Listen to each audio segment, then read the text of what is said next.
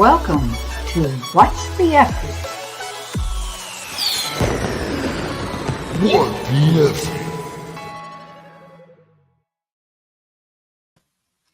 Hi, everyone. Welcome. I would like to also welcome my guest of the day, Justin Barber. Justin, thank you so much for coming. I'm really honored to have you. Thank you. Thank you. I'm honored to be on your show. Thanks for the invite, Effie. Are you kidding? It's my pleasure. Absolute pleasure. Justin and I met not that long ago, and there is so much to this man. I am really, really pleased that I have the opportunity to share that with you guys and kind of have you join me in getting to know him even better. So I'd like to begin, if I may, Justin, in asking, you're both in SubTo and Gator or Gator? That's correct. Yep. I'm in both of those. Okay. All right. And I don't usually start this early, but tell me what you were doing before you decided you wanted to get into lending and into real estate. For those of you who don't know, Gator is about lending. Yeah. Well, I've been a nurse for this year. I'll be 14 years, actually. I think next month. Wow. Worked on a cardiac unit for most of that time, at least 7 years frontline, and then I was a manager for another 4 years. Manager of other nurses? Yep, of that cardiac unit. Managed all the way through COVID, survived that. And then I have to stop you there and say thank you. You're welcome. No, I mean it. I mean, my experience wasn't the same as everybody's here because I was in Canada. Yeah. But our healthcare workers, we owed them big time. It was a challenging time for sure. And one of the catalysts actually to me moving into investing, to be quite frank, I was dealing with, situations where you just really did not know what you were going to walk into the following day. And just, my wife can speak to it. My health was actually going bad. I was struggling with sleeplessness and just like waking up every single hour in anticipation of what that next day was going to be like and what I might walk into.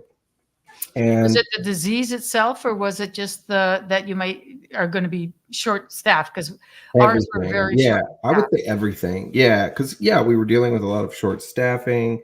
I mean, when the whole unit is filled with COVID patients, which we were at one point, where every single door was a COVID unit, and this is the cardiac unit, right? So it didn't matter which unit you worked on. Every unit, every room was COVID, and the thing was, like, it spread so easily that most of my staff would come down sick with it too. So there were days when I'm quite certain we had multiple staff members that were sick with COVID and still working through the shift because there was no one left, and everybody else had COVID to begin with anyway. So it was rough.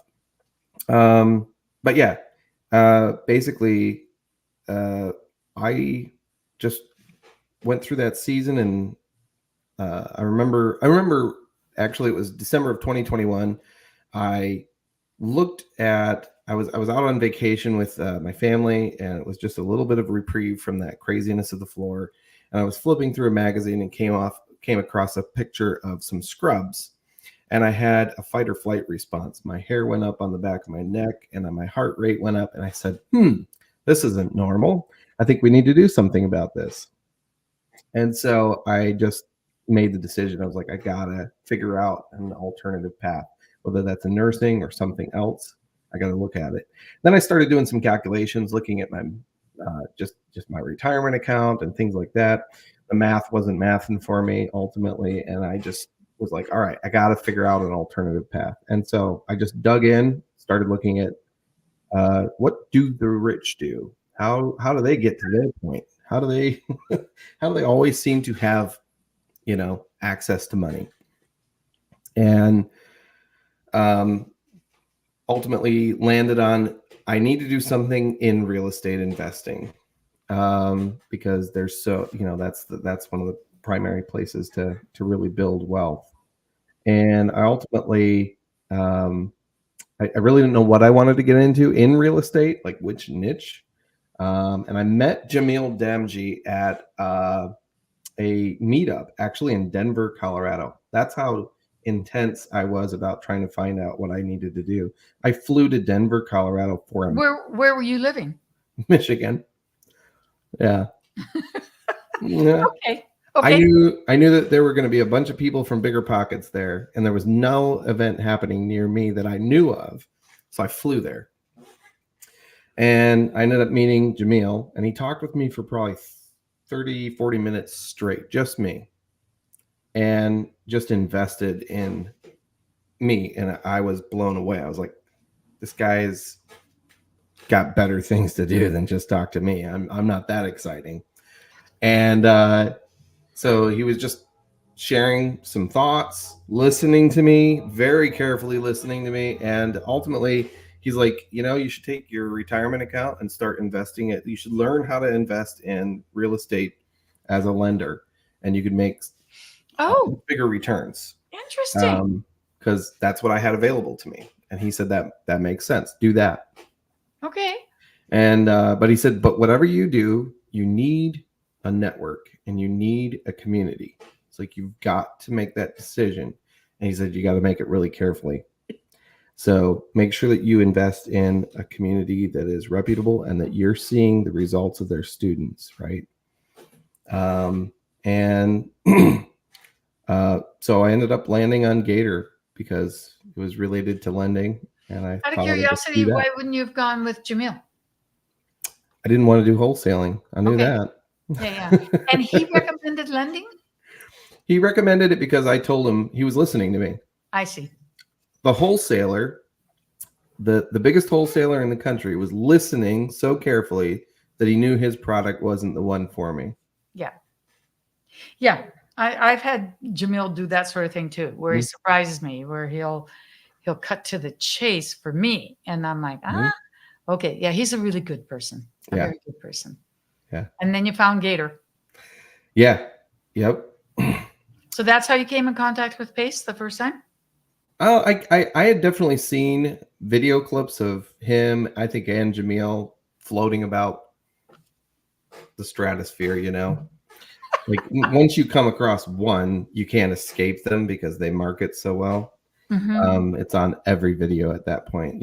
Every YouTube video you watch starts with Pace and Jamil or something. Now, yeah. But that's interesting. Yeah. All right. So then when did you sign up with or start with Gator?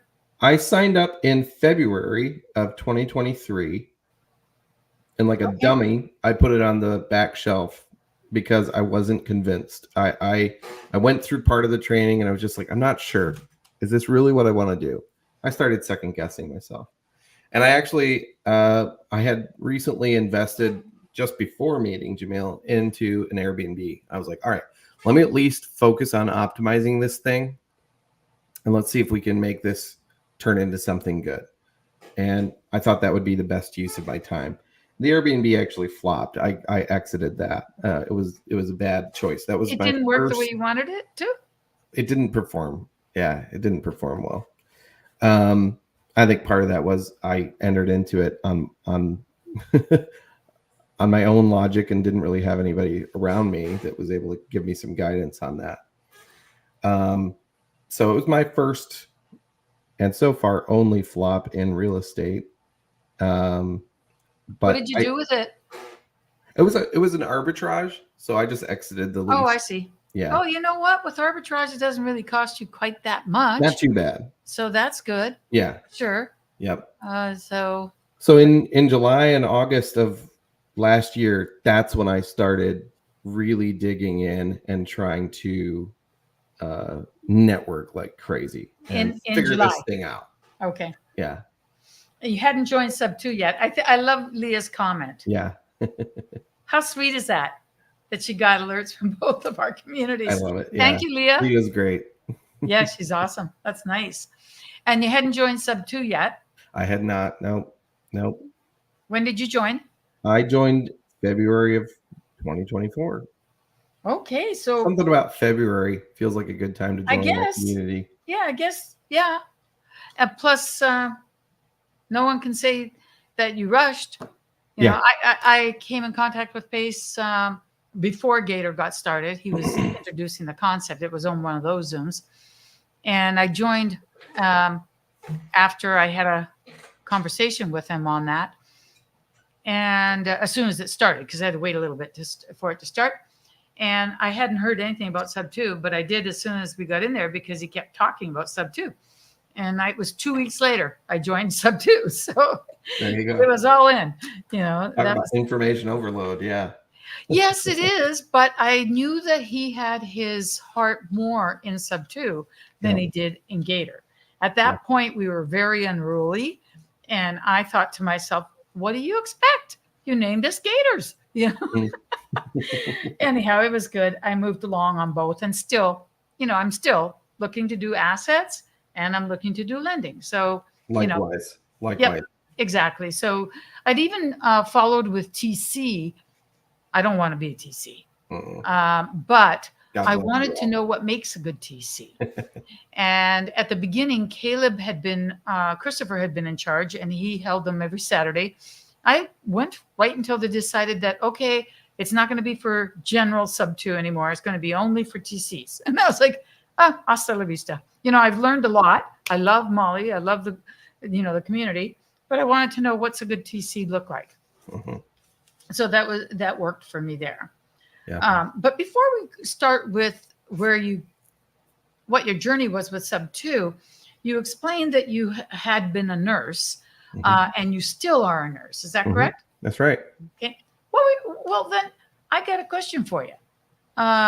Because, I ask sometimes I ask for folks to, send me something of their history, and you sent me this.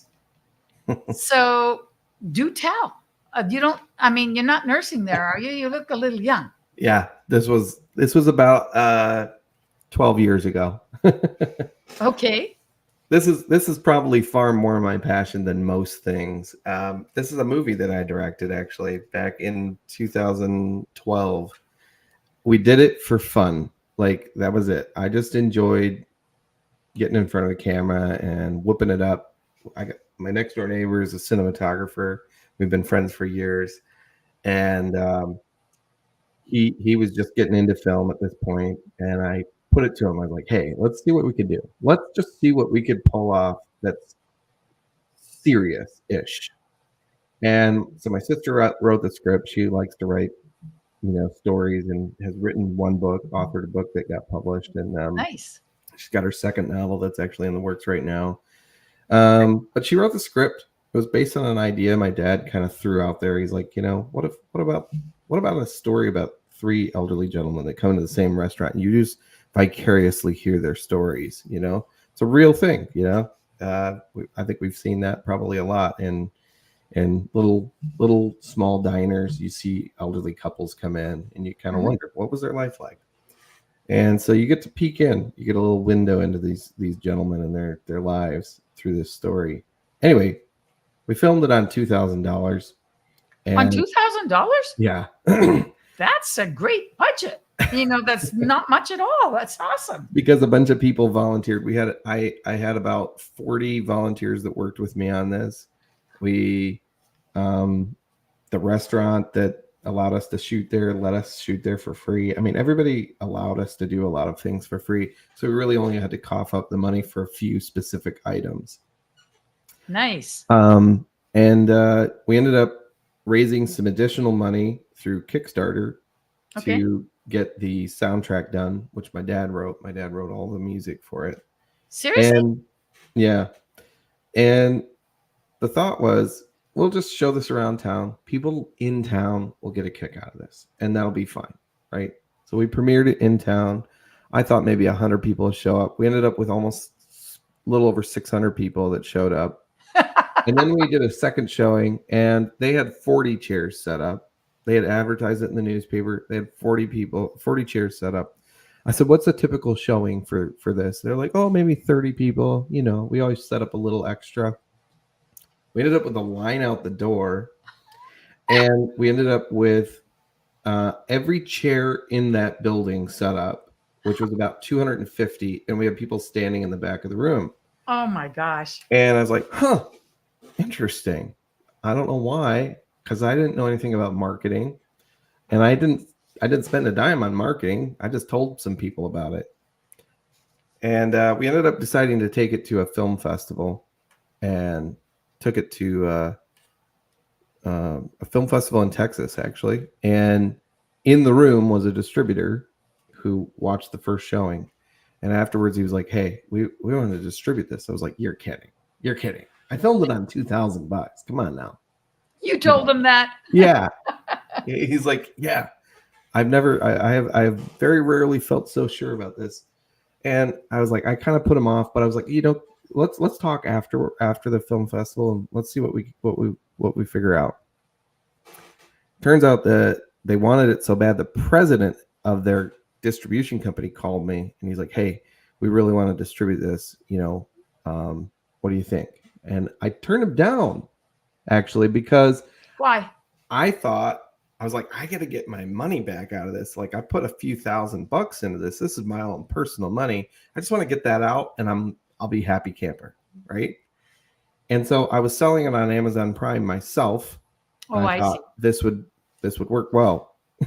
I could at least pay myself back, right? He's like, well, what would it take? And so they actually adjust the rate of return for me, the royalty. They increased it because they wanted it so bad. I was like, okay, I mean, go for it. We're now just over a decade now. I think, no, yeah, it's a decade. 2014, it released on Amazon Prime. It's been continuously out on Amazon Prime now for a decade, and we made 430% return on investment on this one. Wow. Well, that's a pretty good return. And that's just the financial investment. Like, I feel like the other part is when people discover it and they decide they like it. Now, it's not for everybody because it is a hometown movie and it is really low budget. But if you happen to like it, people either love it or they hate it. I love to read both reviews on Amazon Prime. Mm-hmm. Cool. And the name? It's called the Wednesday Morning Breakfast Club. Very nice. Yeah. Very nice indeed. I love it. And it will continue to make as long as it's out there, right? That's right. That's what's fun about it. Like, once in a while, I'll just get a random royalty check that'll come in the mail. I'm like, oh, interesting. They must have sold a bunch. Yep, exactly. I think it's the same way with any kind of, royalties for acting and filmmaking. That's cool. Do you want to do another one? Yeah, I do. I've got a lot of friends in Christian film, and I love making, this was this was basically a faith-based film, and I just have a ton of friends that are doing those kind of films, and have nice. A lot of those movies that are out in theater are, things that friends of mine have been involved in. The Chosen, I got a friend who works on that. Oh, interesting. TV series. Good. Yeah. Very nice. Well, I want to take a look at a couple of other pictures that you sent. And she sure is beautiful. Yeah. Who is this beautiful bride? She said yes to me. Yeah, that's my wife. She's gorgeous. We met in 2014 on Facebook and chatted for from December of 2014 to September of 2015, and then I flew out there to meet her, and I proposed to her 4 days after we met, and I married her 3 months after that. Smart man. We've been married for 8 years, getting pretty close to a decade now. What's her name? Her name is Felicia. We shorten it to Felice, like Feliz Navidad, but yeah. Felicia. If you Google that name, you'll come up with one human being, and that's my wife. Wow. And tell us oh, first off, let's answer Leah. Does she cook Yes. Filipino food? Yes, she does cook Filipino food. Amazing Awesome. Filipino food. Yes. Awesome. Great. And tell us about her name. Why is it Felisa Delpha? It was originally supposed to be Philadelphia. Her her mom and dad like to name their kids very interesting names, and they decided they wanted to name her Philadelphia, which means brotherly love. I'm not sure why they wanted brotherly love for. It wasn't after the city? No. But anyway, the registrar clerk misspelled her name on the birth certificate, and it kind of got stuck there. And they were like, "Oh, that's actually kind of a nice name. Guess we'll go with it." So he put Felisa Delpha. Felisa Delpha. How funny. Mm-hmm. Yeah, that sort of thing does happen sometimes. My son's name is Graham, and my mom, who couldn't speak English, always called him Crayon. So she called, Crayon, come here. And my son would look at me, Mom, when he was a kid. But my daughter's name is Jacqueline, although she goes by Jackie. Okay. And she got the brunt. Instead of Jacqueline, it was Gasoline, and Crayon. Come, in Greek, right? And yeah. Jackie was like, I give up, but I understand sometimes when things cross over, it can be a little bit, you don't know what you're going to get. You don't know what you're going to get. Yeah. That's for sure. And this is one of the most beautiful pictures I have seen of any child. She's beautiful. She's just so gorgeous. It's takes after me, right? Yeah, you can see the beard coming in. Yes. Yeah, right. Well, you guys make beautiful babies. I know, right? And how old is she, and what can you tell us about her? She is 6 years old and a piece of work. But in the best way. Yeah, she's a great kid. We actually snapped this picture in a kids clothing store in Chicago. We were just window shopping. That whole outfit is probably a little over $400, but we were like, well, we'll just snap a picture, we'll immortalize it, and then we'll put that back on the shelf.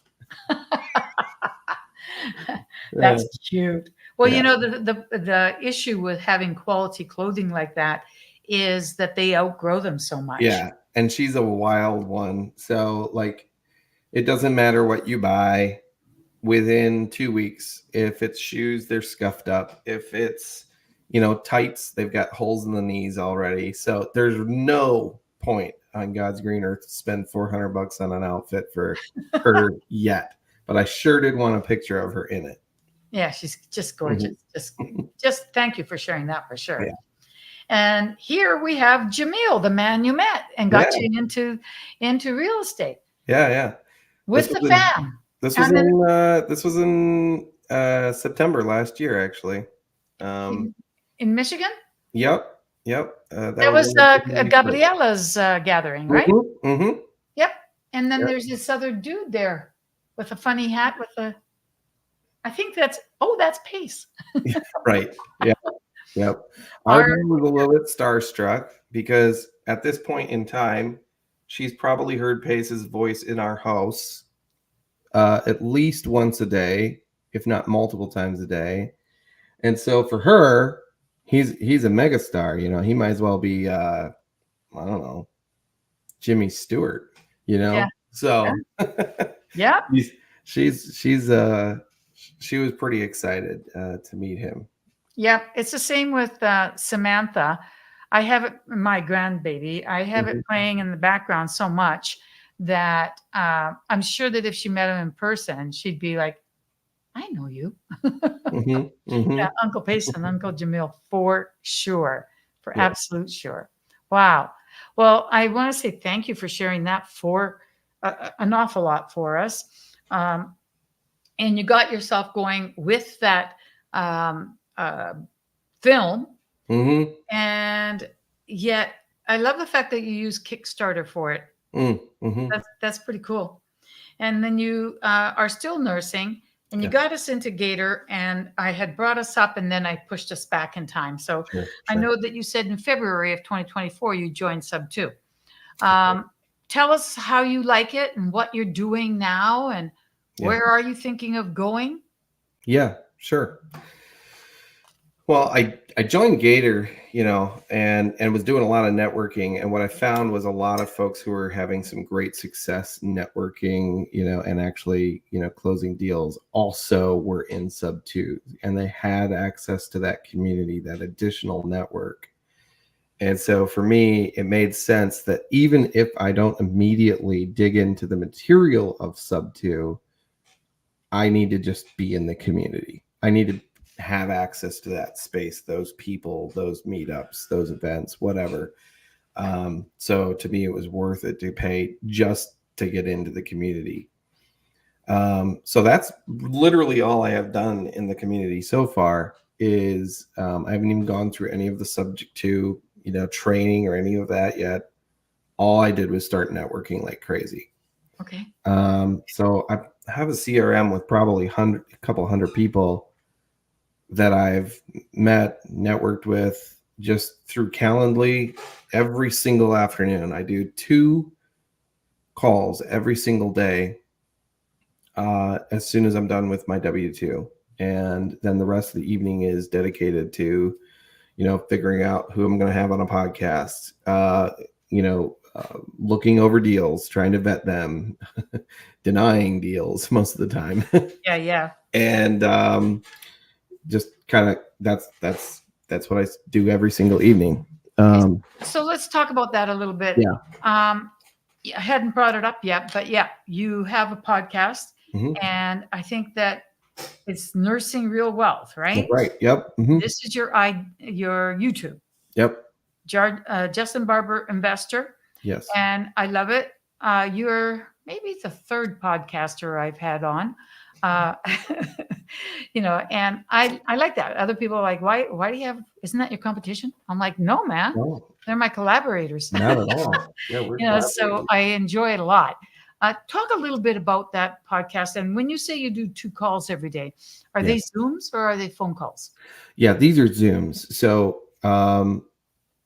Pace actually encouraged everybody to get involved in what was it, Project Forward at the time. Right. I don't know if these ended that or not, but as of right now, it hasn't kicked back up again. But what was it, July or August of last year? He kicked that off, and he challenged everybody. He's like, you need to be networking, and you need to network with at least 2 to 3 people every single day, whatever you can manage within your time frame. Do it. And so I was like, all right, I'll do that. I'll take that to heart. So I just started up a Calendly and just did a Zoom every single, every afternoon. And so, yeah, those are all Zoom calls. The other part of Project Forward, though, was he recommended that you do at least, I think he said, in order to maintain your status in Project Forward, you need to do at least 1 or 2 episodes of a podcast, just so you understand whether or not it's for you or not. He's like, it would be better if it is for you. Yeah. And I was like, okay, I could see myself maybe doing that, but I don't know what I have to offer at that point, right? I had very little belief that I had anything of value. Yeah, you just came in. You're like, what do I know? Like, okay, I guess I'll do a podcast. And I would say that that is probably the single most beneficial thing that I have done, was starting that, because when I started that and networking, but even the podcast, They're almost one and the same, though, aren't very they? similar. Yeah, exactly. It's just that you get to change who you get to network with because of the podcast. So somebody with a net worth of 100 million is less likely to go and pop on a quick Zoom and chat with you for a half hour, because it's not beneficial to other people too, and their time is more. I don't know about that. Wow. I my very first guest was Abraham. That's great. And I have. You mean on your podcast? Yes. That's what I mean, though. So the podcast allowed me to be able to get on and have whereas if you said conversations let's with jump on a somebody. Zoom, they might Correct. say, Yeah. if I had said, "Hey Abraham, would you be willing to pop on a Zoom call with me this afternoon?" Like, does Abraham really have time to pop on an individual call that he's never talked to ever before, right? Mm-hmm. Probably not the best use of his time. I'm not saying that he wouldn't, but it's Yeah. probably not the greatest use of his time. I But he can understand. hop on a podcast with me, and I can spend the time to prep and think about what would be the most valuable questions to pull from him, and that benefits everybody else that watches it. Yep. And so Yep. my networking and my network grew rapidly because of that. Mm-hmm. And it put me into rooms that I think would probably have taken me many times longer to have gotten into. Yep. Because of it. For sure. For sure. And it also lets you expand into areas that aren't in SubTo. Yeah. When I first started looking into co-living, we didn't have pad split. No, and pad split is pad split. It's not like all co-living. Mhm. And, yet I went out and I got to meet one of the leading people in North Carolina. So Mm. I stretch into other areas, just like, it's what is interesting to you. Yeah. And I think I told you that I'm going to be having Jamil's social media. Bobby is going to be coming on, which is really cool. His social media manager. So that's cool. I mean, you can go into whatever you want. Mhm. So I think that is a very interesting aspect of it, for sure. At that time, I had already done a whole bunch of podcasts, and I was like, oh, he's making me network more. But I like you, my reasons were different. It was because I was in Canada and I couldn't get started down here. It was COVID. All I could do was to network. Mhm. And I'd have to count, but I think it's over two something. It's either 200 or 2,000, but it's a massive amount. Yeah. And maybe, I don't know, I'd have to actually look at it to say exactly, but it was a large amount. Mhm. And for me, as a matter of fact, I can do that right now. Oh, it's a little over 1,100 Wow. Zooms. Wow. And, the podcast, of course, has had a year and a half. So, Yeah. add another 50, 60 of those, it adds up. Yeah. And people get exposure, and it's in spite of myself. I mean, you're coming from the film industry, a little bit about it. I'm like, ah. I was like, why are you doing this to me? To Pace and Abraham at first, because they were the ones that pushed me into it. But Yeah. now I'm really grateful they did. Yeah. No, I Very totally agree.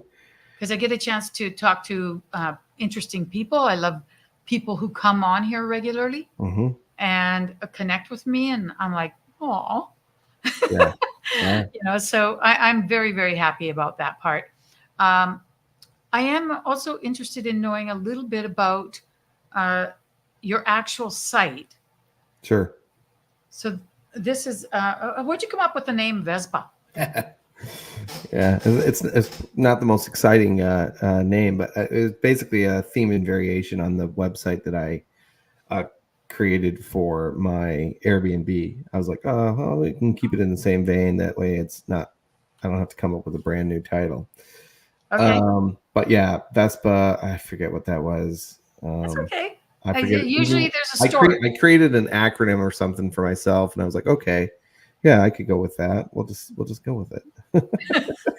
If I did it, It's funny because you can't really just change it overnight.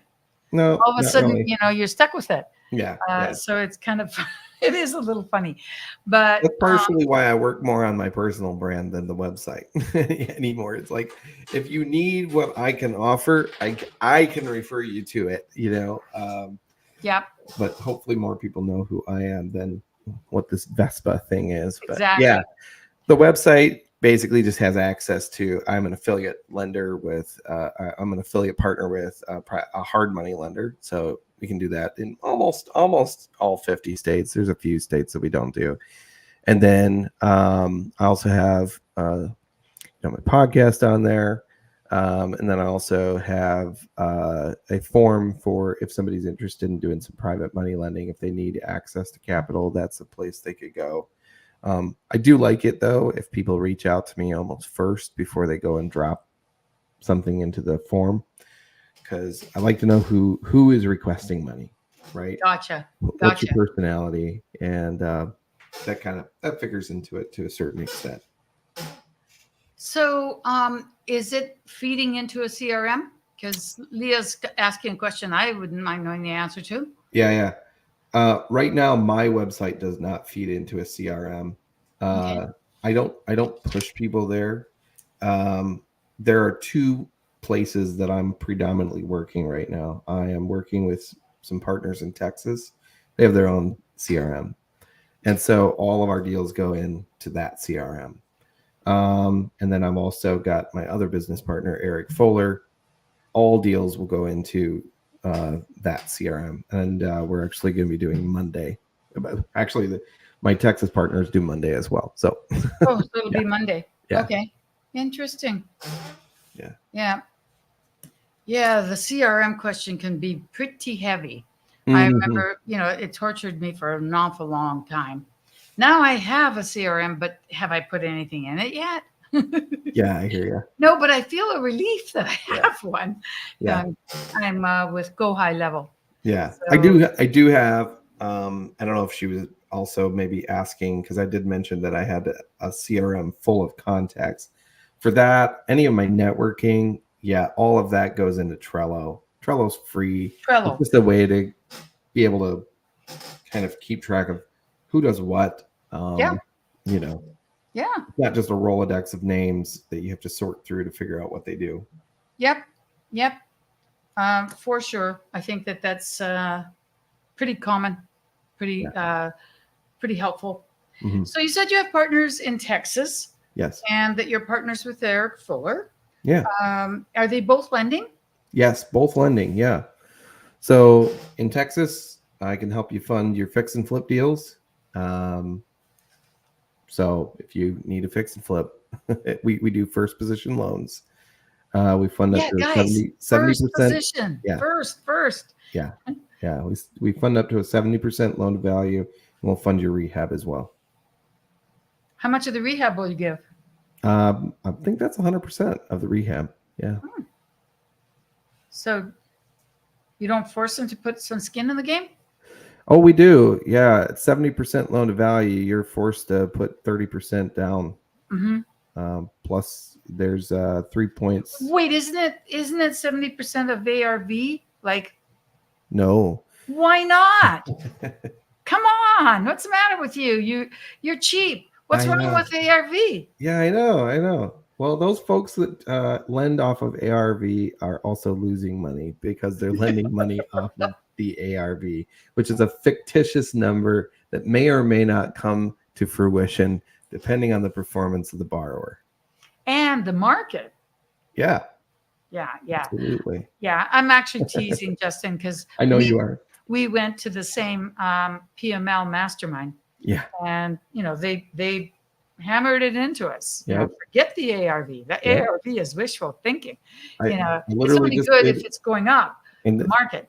Yeah. I just literally was telling you in the kind of pre-show here that I just made a reel on Instagram, like breaking down kind of an illustration of why a specific deal that came to me was no good because it was based on ARV.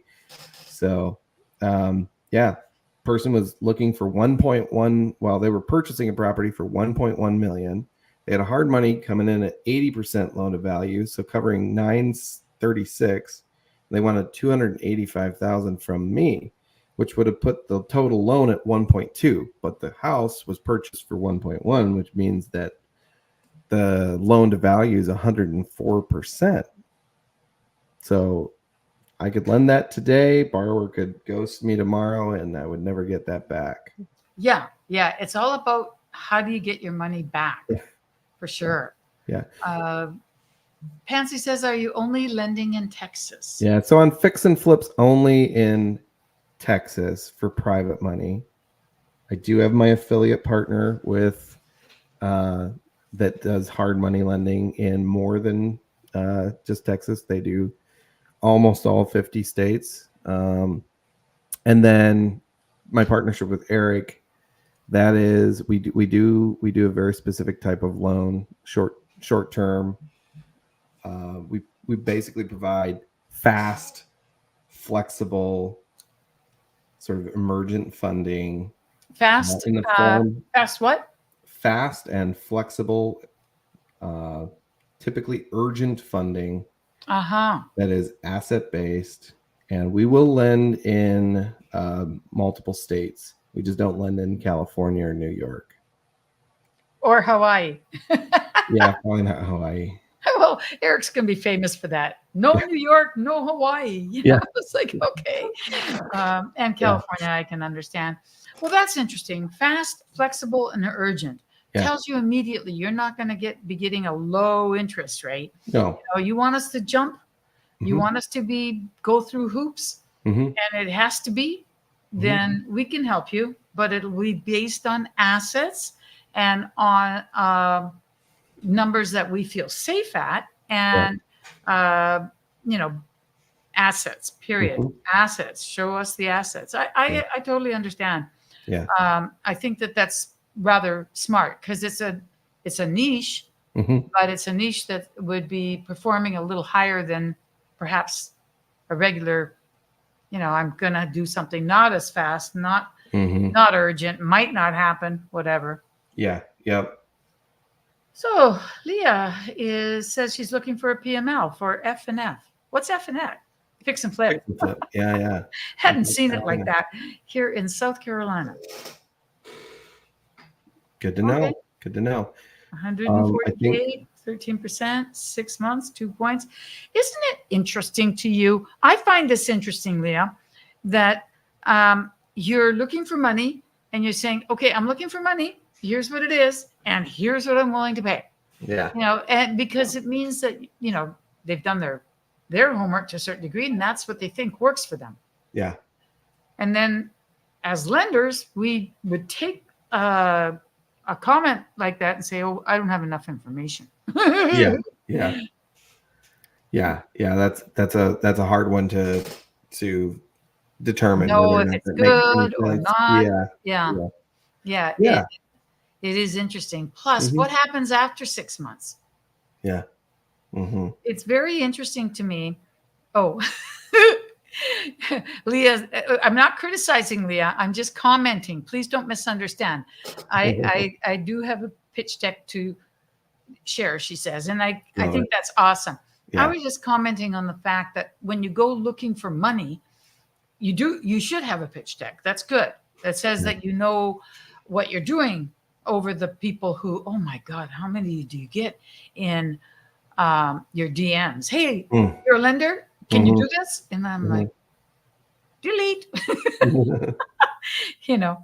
But having a pitch deck and knowing what your situation is very, very important. Thank you, Leah. I adore you, girl. But it is interesting because as lenders, if you're lending your own money or even money that is sourced as a part of a fund or whatever it is, you have to anticipate the worst. So when someone says, gap, 3 weeks, you're like, okay, what's going to happen if it's not? Or double close, only 2 days, 1 day. What happens if it doesn't? It's so important to take a look at that because that's where lenders get, they can lose. Yeah. Big time. I have people looking for lending and give little to no information. Yeah. Exactly. That's pretty common. Yeah. Yeah.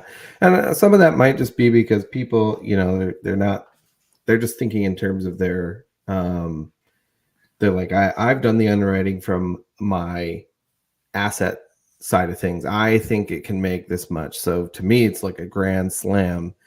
But from a lender standpoint, there's a lot more information that really comes into play that we're going to need to know. And you got to be, as a borrower, you got to be willing to be like, okay, not sure why he needs that, but he needs that. So I'm going to make sure that he's got that, right? Because there could be a wide variety of things that you might need to ask a question about. And some deals might be slightly different from others. Why you might need to ask a certain question, or get get some sort of piece of documentation or whatever proof of something. Mhm. Um, Yep, so, I agree. yeah. So Aaliyah's PML herself, she's felt that pain. Oh, so are you alluding to having a loan go past the due date then, Leah? Is that what you're talking about with pain? Or just trying to get your money back? It can be tough either way. It can be Yeah. tough either way. Yeah. And it's one of those things I think that sometimes people don't quite understand that it's our money, Mhm. our decision, you know. And So the other thing too, you know, like Eric and I will only loan on something that we're excited to own. there you Okay. go. So, you know, Eric put it this way. He's like, we want to be in such a position that if the borrower were to ghost us, we would say, yes. Loan to own. Yeah. Loan to Because own. all you're going to do is take it back and make even more money off of it because you position yourself appropriately in the deal. Right. That's correct. And I agree with you wholeheartedly. And I think that okay, so Leah says that she's 3 months delayed, but she's earning $100 a day. There you All go. right. Just make sure, Leah, that you are ready to foreclose. Yeah. Just get everything lined up. And if they don't make it, you just foreclose. Because that's one of the things that stopped me from lending for the longest time. Yeah. The concept of being too nice, you know, Mhm. like, oh, you know, yes, it has to be a property that I would like, but Yeah. do I really want to foreclose on them? No, but now I've gotten my brain expanded enough to know it's their, it is, you can't own their error. Yeah. And waiting is not going to get you any closer to your Yeah. money. It only puts you further apart. So, you know, you have it stipulated nice and clear. Mm-hmm. And, you know, you, if they're communicating with you, you might want to give them a little bit more time, but just a little. If it doesn't happen, you start foreclosure. Yeah. Yeah. Yeah. You give it like a written time frame for how long it's allowed to be quote unquote late with late fees, and then there's a cutoff. Exactly. No more. Yep. And then it's your decision as to whether or not you're going to make them do a paid extension. Like I've never give a free extension, paid. Yeah. You know, and then at the end of that, you get ready to take it away. If they, especially, I mean, the moment they stop paying, yeah.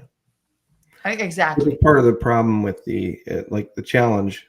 I'm not saying that it's totally wrong, but part of the challenge with balloon payments, where you don't receive anything every month, is that you can potentially lose track. But if you position yourself really well, you know, with massive amounts of equity, you know, like Eric will still do those balloon payments, but he positions himself. You know, he's in a deal that's like 45% loan to value. You know, Wow. and it's like if they don't pay, you're gonna take a boatload from that property. Yes. Yes. They have to be incentivized to Mhm. make sure they come through. Absolutely. Because banks would do that. Mhm. Credit card companies do that. You Mhm. know, so the bottom line is my money is more hard earned because Mhm. those companies are making lots and lots of money, and it's not their own personal money that they're losing. Exactly. So yeah, now that I feel that way, now that I know, you have to draw out where, you know, where that line is and Mhm. just go for it. I feel completely differently about lending. Mhm. You Mhm. know, and sometimes people can look at someone that's a woman a little older and think, oh, it'll be a pushover. And if I really like what I'm loaning on, great. No, I want the people to succeed, but I will not fail because of them. Yeah. So, yeah, you got to protect yourself and set yourself up for ultimate success and not get emotional about it. It's not emotional. Mhm. It's business. Mhm. So, yep, I loan to own. Yeah. So I used to loan and get paid at the term of the loan. After Alexis and PML, and now I do monthly interest. Yes, Love it. exactly. Right, Leah? Because Yeah. if they can't pay you just that interest, if they can't Mhm. pay just that every single month, Mhm. they're setting you up. Yeah. You're going to lose everything, girl. And I agree with you. I think that this is perfect. It gets them used to paying, gets them on your, um, horizon, your tracking system. Yeah. And yeah, if they're not doing that, then you're in trouble. Mhm. And I think that second position is like never, never, that sort of thing. Yep, you said it very well, Leah. We should have Leah on here. Yeah. Gives you a pulse on the project. Yep, for sure. Actually, there is a way. Have you done that yet? Yeah, there is a way. I forget how you do it, but yeah. I haven't done it yet. I kind of wish I could right now. I would bring Leah on here. She'd probably run away. I don't know. No, I'm just kidding you, Leah. But there is a way to. Probably share that link out, actually, the same invite link that you gave me, and then she can join. Oh, that's interesting. Okay. If she's Well, game to. if she's game to, well, I'll try it. I'll plan it There you go. because this is yours, and I've already interjected a million times. But we do a lot of the same things. Yeah. We value networking, and we're both interested in assets, and we're both interested in lending. So Mhm. we are going to probably more than most of my guests. You and I are very much aligned. Sure. Yeah. Yeah, yeah. So I think that's cool. Mhm. Very cool. So talk to me about the plans you have for the rest of this year and next year. Like, how are you? I see where you're at now. You have your partner in Texas, and Eric is a partner. Mhm. So you're doing fix and flips, and with Eric, it's fast, flexible, urgent, asset Mhm. based, asset based, asset based. And what about assets? And planning future Yeah. end of the year and next year. Tell me what Yeah. you've got. For me, I want to build up that lending that I guess for me, so let me back up. A lot of people, when they do real estate, right, they will do wholesaling or fix and flipping as their form of active income, and then they do buy and hold as well. Okay. I don't like either one of those. I don't want to deal with fix and flips, and I don't want to do wholesaling, but I do want to have the buy and hold. There we go. We got balloons. I do want to do the buy and hold, right? Mhm. Um, so for me, my interest in getting the active income, so to speak, is I want to do lending as my form of active income, and part of the reason I want to do it is because as an active income, it's actually pretty close to passive. Yeah, it's just, it's tax wise, it's seen as passive Yeah, yeah. Well, you talk about unless you're a lending. PMP. Yeah, if you're a PML and you're simply lending, it is considered passive. Yeah, yeah. I mean, you still have to pay income tax on it, but it is Oh a yes. yeah, but it is mostly it. You're putting money out, and then you wait for it to come back, right? And so, uh, you know, for lack of better terms, kind of that mailbox money, right? So I would prefer to build that up and then take the excesses from that and invest it into private money partnerships. So I am, connecting with people that are operators who are, buying properties and are looking for those kinds of relationships. I want to start those relationships early and watch how they're performing. I'm not interested in lending right now, so don't ask me to come and be a private money partner on any of your buy and holds yet. But I would love to meet, and become friends and watch over the next year or two as you perform, right? There's a few people that I would love to work with in that regard that I've been able to meet and watch their performance for a while. I would never What sort of lend, things are they in, and how what kind of performance are you? mainly co-living. Yeah. Yeah. Down south and then some bigger cities, Mhm. it just makes sense. I think affordable housing is definitely the way to go. That's what I'm focused on. Anything that I invest in, will probably be in that regard because I think people do need access to affordable housing. That's the demand right now, right? So I would like to invest with people that are doing that model. Gotcha. I would never lend. This is an important piece. I will never lend on a buy and hold. Why? I will never be a lender on a buy and hold. It's You just mean a personal PML? You do PMP, PML. but not I'll do PML. PMP. Yeah. I view those as very, very different. On Yeah. private money partnership, I own that house with you. Not just a joint venture. Like I own that house with you. Mm-hmm. I own that property with you. If I'm a lender, I don't own it. I get none of the tax benefits. I get cash, I get interest rate that is um, not terrible, but not great. And then I also have limited to no equity backing it. So Yep. I really This have is a not thing. urgent. I don't love the phrase that I help people get double digit returns, backed by real estate if they're investing in properties that have no equity. Okay. Because backed by real estate is that phrase backed is not true. If it's got That's a no good equity point. in it, it's not backed by the real estate. That's right. That's right. That's a very good point. Yeah. Yeah, Not for several years to come. exactly. And do you really want to wait that long for Right. something? So at that point, I would much rather own it with you. So we both own the risk of the fact that this is not got any equity yet. Right. And so we're going to co-own the cash flow. All of those things are going to get shared together. Yep. And in order to do that with somebody, I need to know who that person is well. Can't be just somebody who slides into the DM is like, hey, looking for a PMP. You want to do this next week? No. I'm going to be owning this with you for 5 years. Right. Probably. I agree. No, I don't want to do it next week. Yep. I would like to have known you for a few months. Yep. And then we'll look at it. Yep. That way. I agree. That's just me. I get it. There's people that might go the other way. That's fine. Mm-hmm. It's fine. Not disparaging that. So you plan to do PMP in the future? Yes. Do you think you'll do some of it this year, or probably not this year? So then this year, are you looking just for lending, and are you going to do any assets at all for yourself? I think this year my primary focus is going to be on building that lending business up. Okay. I want to optimize that as best I can, and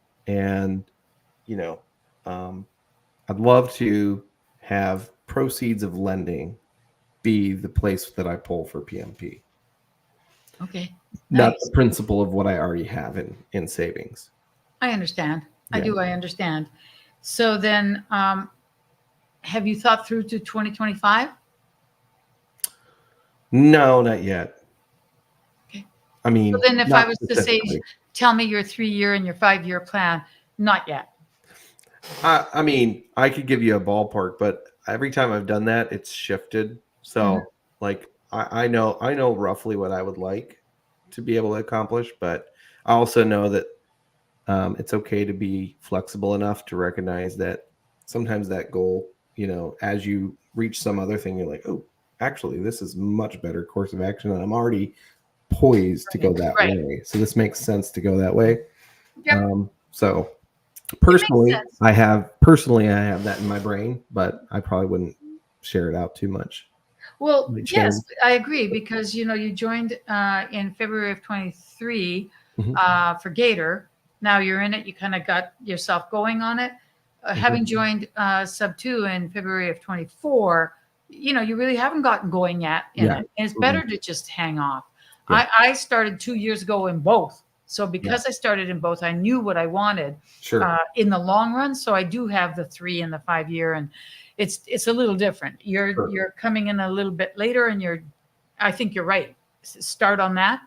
And then as the time moves forward, you'll be able to percolate those ideas that you have you're not willing to share yet. Yeah, I agree with you. I think that's the way to go for sure. Yeah. Appreciate that. Yeah. That's good. Well, I would like to say to our audience, thank you very, very, very much for being here. And Justin, thank you. Thank you very much. Um, I've started to do this on occasion, and if I hope you don't mind, but what do you say that maybe in a year from now we connect again? I would love that. Yeah, Yeah, I'd love to sure. see where both our um, plans have taken us. We're Mhm. very close in a lot of the things, Mhm. and it would be fun to have you again. And I hope uh, if you ever do get another film going, you've got to share that. Sounds good. Will do. Will do. Good, good. Well, everyone, Thanks for thank you having me very on. much. And I want to say we shall see you next week.